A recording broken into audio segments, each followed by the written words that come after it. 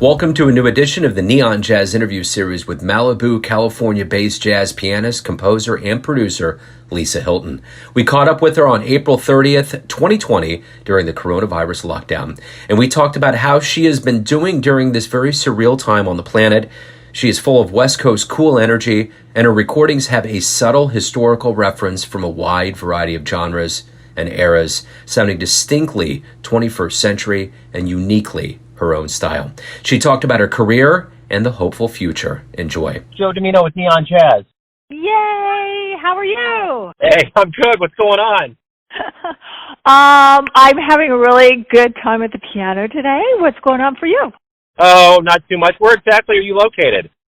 In Southern California, in Malibu. Okay. Yeah. So how are you holding up with all of this stuff that's happening? Well, I had to cancel my April shows, and so then I just went into composing a little earlier than I had planned, and composing is my favorite season, and it works really well in the spring and summer when we have the longer days and, you know, little brighter skies. So it was, the first month was rough. The second month I think I'm doing okay with and making the most of it. We're going to see how this next month goes, right, Joe?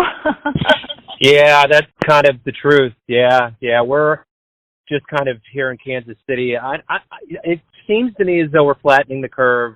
May 3rd, the state opens up a little bit. They're going to do soft openings, and they have a plan. And our mayor in Kansas City, Quentin Lucas, is a pretty astute cat. He's been really on top of all of this. And the county I'm in the hometown of Pat Metheny in Lee Summit, Missouri. So our hometown opens up the 15th, but it's soft openings. It's not go out and let's go crazy. So things are starting to kind of get to that point where it's like, all right, let's start being humans again and retracting all of the rules that we've been told we shouldn't have been doing since we were born. So Are you afraid of being normal again, Joe? I'm a little afraid of being normal again.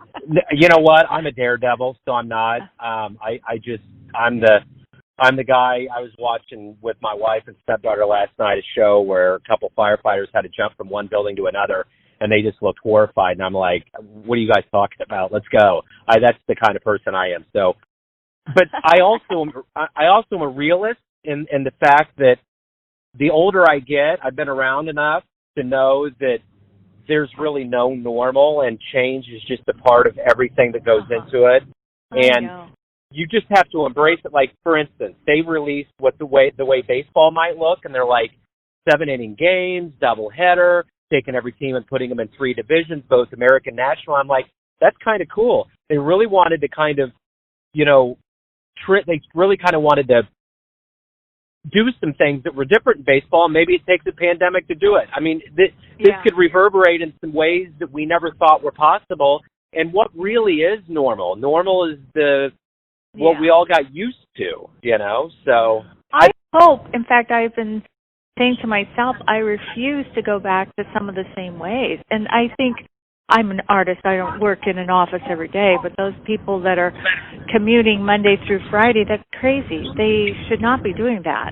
It's so much better for our environment. We should do Monday, Wednesday, Friday, Tuesday, Thursday, Saturday or something. But we should not have everybody driving every day. It's just ridiculous.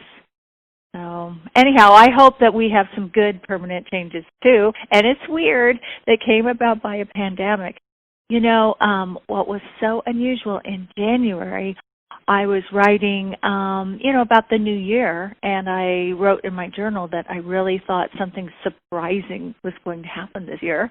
And then, just a few weeks later, we have a pandemic in our world. So I guess I knew something different was going to happen, but I didn't expect this. So let's talk about projects. What you've been working on during this and what it's like to have music out during a pandemic when people can listen to it at home, but you can't necessarily back it up with live music. Yeah, well, it's a huge industry, the live music or live entertainment industry. So as musicians, of course, we feel it, but I feel it for everybody. I feel it for my girlfriend that works at Steinway and my other friend that works at Carnegie Hall and all everyone that works at some kind of performing arts center or jazz club or, it's just huge. It just reverberates. So, yes, I'm compassionate to myself and artists, but it's just a huge industry that is absolutely stopped right now, and I don't see that moving forward much. I have seen some people, like I saw Julian Lage was rescheduling his shows for fall, and I thought, oops, I hope that's going to work out. I don't know. I have my next show right now is January Carnegie Hall. Not sure that they're going to be up and about by then. I hope so, the first week in January, but or I guess January 10th. So I hope that will be okay. As an artist, we're flexible. I talked to my bass player. He's recording, trying to set up a recording at home. I've seen other, a lot of people doing home concerts. For me, like I said, this is my composing time. So I just start a little bit earlier, and it's really fun. I have an album basically ready to go. Now I'm just working on, practicing and prepping for the studio, but I was able to write, a dozen new songs in, about 4 to 6 weeks. That's what you call making good use of your of your pandemic time. Yeah. Your quarantine time, right? Yeah. But, I think, I hate to say it, but I think that when there's a lot of stress or turmoil going on, what artists do is that's how they work things out. They are creative. So if times are difficult, I can use that. If times are good, I can use that. If times are boring, I could probably use that too. But I just was listening today to a new blues that I wrote, and I thought, oh, that's a serious song. But a lot of other things are very uplifting. So that's what artists do. They try and make some kind of sense, or I don't know if the word is sense, but they try and create some kind of direction about what we're going through and what we will be going through. We need to have a little bit of a forward sense or intuition as to what our world will be like when that music or that art comes out. So I think the new music will be out this fall. So, but we'll see. Can I get into the studio? I don't know. Will it be safe, Joe? I'm not sure. There's so many questions. But we have to just move forward thinking that it's going to work out pretty soon, right? Yeah, that's true. That's the thing about it. It's all a bunch of ambiguity, so we just need to see how it pans out. But let's go back to the beginning of your life. Talk to me. You're from California. You were born in a small town. Talk to me a little bit about your childhood and how jazz became your life. Oh, okay. Well, I grew up in a really musical family. It was kind of like the sound of music, only it was all instrumental music. I had my grandfather playing the violin, and my sister played the violin, and my other sister played the violin, and my other sister played the violin, and somebody played the flute, and I played the flute, and my mom played the piano, just a lot of instruments and a lot of stringed instruments around in there. And there's always music going on in the house, and I really always wanted to play the piano. It seemed like from, I don't know, like preschool or something. But my mom said, you're not going to practice. I'm not going to give you lessons. You won't practice. And I said, oh, yes, I will. And she said, well, your sister Sandy didn't practice. And I said, yeah, but she plays the violin. She doesn't need to practice the piano anymore. And she said, well, your sister Sharon, I gave her piano lessons and she didn't practice. And I was like, yeah, she didn't practice, but I'm going to practice. And she said, well, you're going to have to wait till you're 8 years old for lessons. If you still want lessons then you can have piano lessons when you're 8. Well, I couldn't wait, so I basically taught myself how to play with a little colored keyboard guide.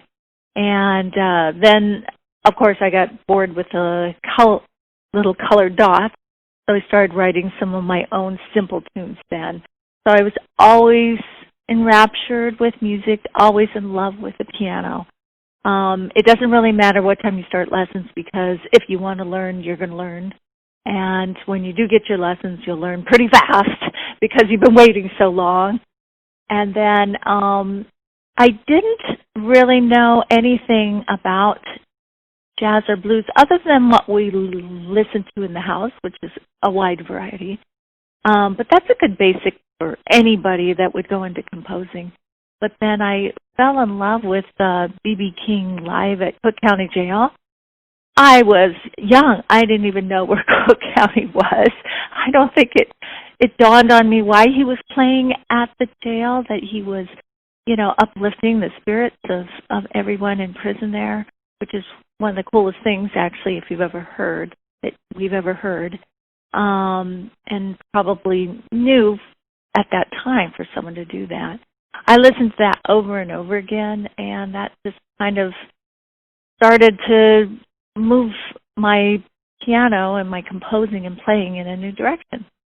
I still know how to play a little tiny bit of flute, but I have a huge, broad love for all kinds of music, but especially jazz and blues. So what was the first live jazz show you saw where you thought, man, that's something I would love to do? Oh, gosh, I don't know what that was. I guess that's not a very good answer, huh? I think the first couple of concerts that I saw were blues-oriented. I think I never felt that I could do what, when I see a live performance, it always seems different than what I am and how I play. But it was just always came from my interior. It came from my spirit or my soul, that desire to play music in that way. I wanted to play music that was expressive. So I don't think it was externally driven, it was internally driven. So even though I admire someone or I see someone play, they don't affect how I play or my need to play or my need to compose. That kind of is internally driven. So it wasn't like I saw someone or heard someone and that made me want to. It was just more who I am as a person. It was nice to discover that I liked some kind of music better than, say, classical music or pop music. I found the music that I really loved, so it was more a recognition of what I needed to play. Yeah, I get it, for sure. So what do you like best about being a musician? Oh, I get to be creative every day. When I'm composing, I sit down at the piano, and it's almost like going on a vacation while you're sitting in one spot. I just start on something, and then hours later, I kind of come up for air, and it feels like I've been off to Never Never Land or off on some kind of vacation. It's just this extremely exciting and engrossing experience. When I'm actually practicing for a show, that's something different. That's a different kind of experience where, that's more like working out or heading to the playoffs or something like that. It has more of a physical component to it. But when you're just being creative for hours, that is really the most exciting experience, I think. Right on. So why do you love jazz? I think that, well, when you think about it, classical music was needed it was created and it fulfilled the need for the Western European society at the time. So there were waltzes and there were gavottes and mazurkas and polonaises, a lot of music that was derived from the nationalistic dances, I suppose, or from the rhythms of that area. Well, we have an all-new society, a different continent. The people in America are from different backgrounds. And so our music sounds like our country, our continent. And that's what jazz is. It's from America. And there are a lot of influences from all over, and classical's in there too. And classical was influenced by America. But I'm proud of this music, and it just feels appropriate. I do play classical every once in a while, and I have to go back and play jazz.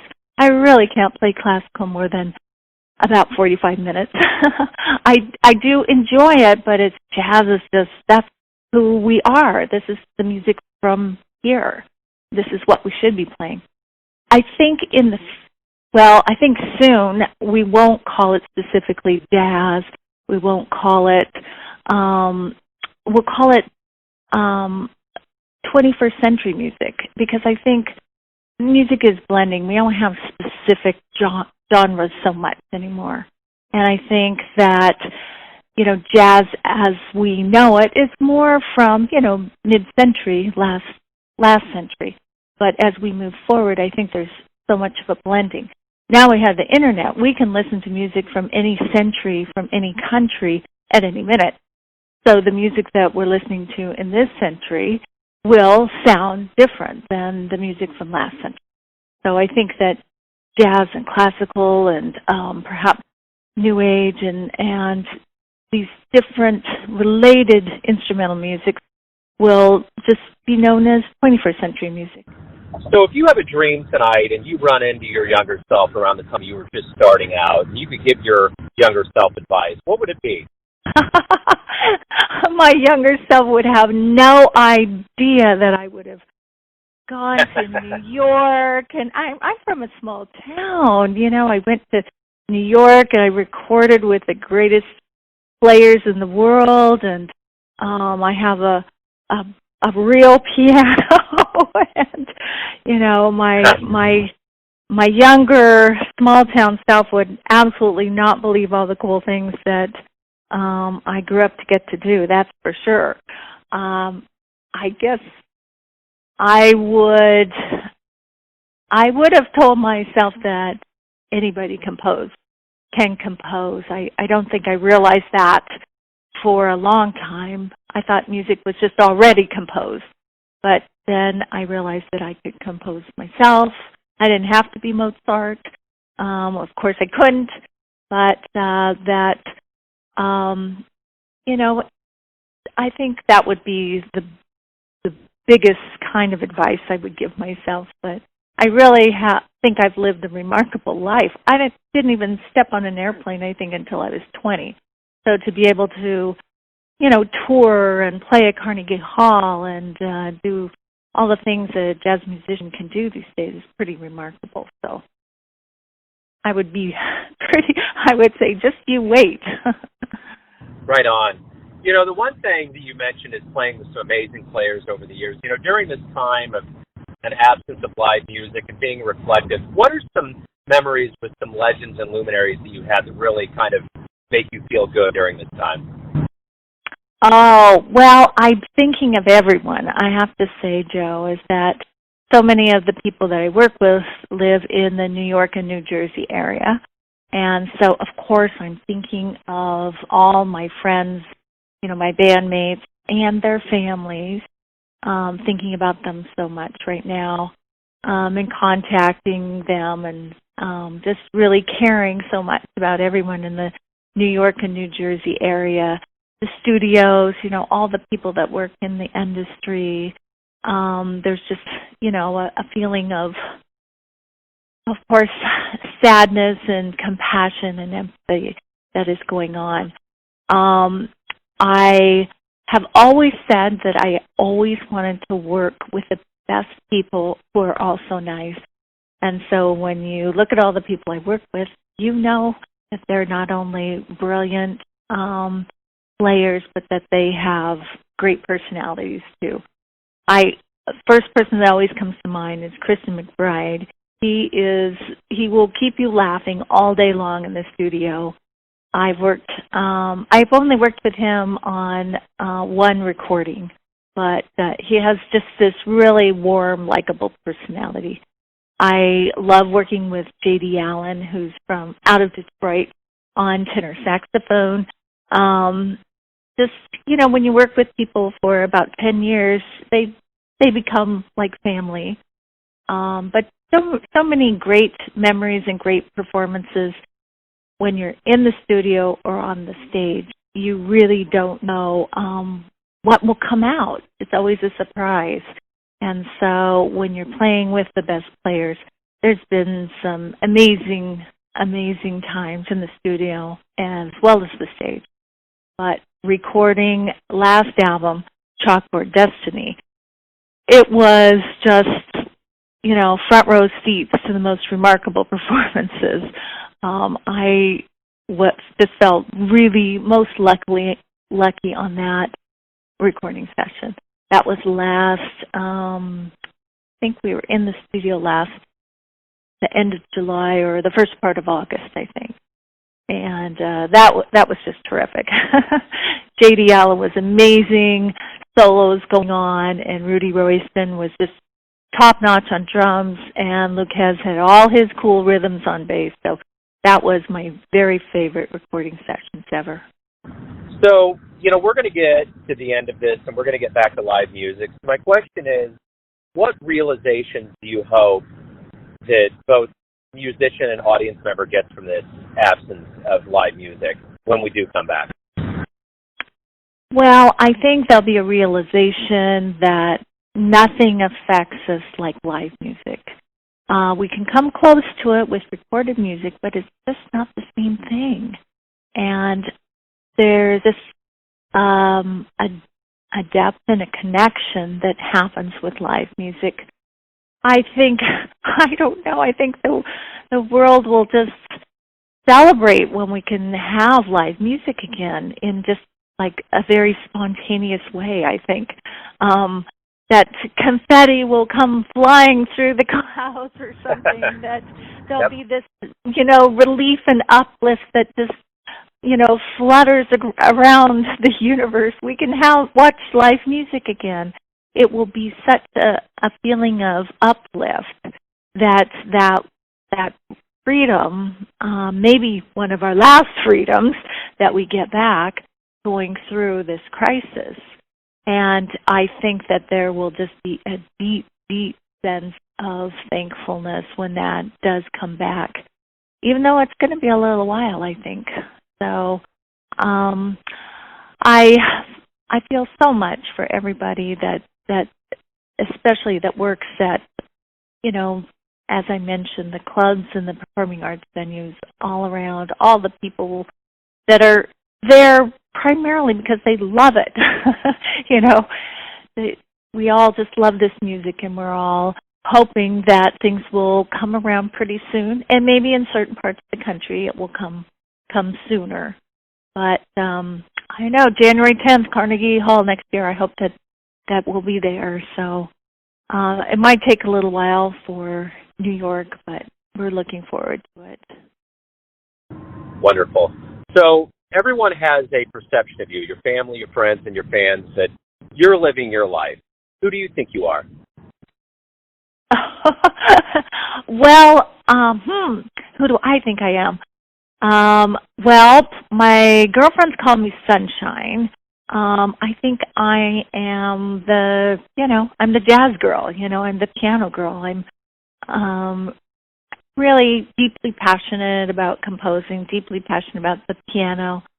And then I'm a big nature lover. I think everybody knows that. I spend a lot of time in nature, get a lot of inspiration from that. Try and be outside. Fortunately, in California, we can do that, almost every day. So I think that is brought into the music. But, those are the primary things that my life revolves around, besides, family and friends as well, of course. Wonderful. Hey, thank you for taking some time out. Pretty extraordinary time in our history to talk about music and everything in between. I appreciate it. Yeah, and thanks for keeping the good tunes coming too as well. It's You bet. important that we everyone keeps jazz alive in all the different ways. Thanks for listening and tuning in to another Neon Jazz interview, where we give you a bit of insight into the finest players in Malibu, Kansas City, and spots all over the world, giving fans all that jazz. And thanks to Lisa for her time, her cool, and her graciousness. If you want to hear more interviews, go to Famous Interviews with Joe Domino on the iTunes Store. Visit neonjazz at youtube.com, and for everything Neon Jazz all the time, go to the neonjazz.blogspot.com. Until next time, support all of the arts and enjoy the jazz, my friends.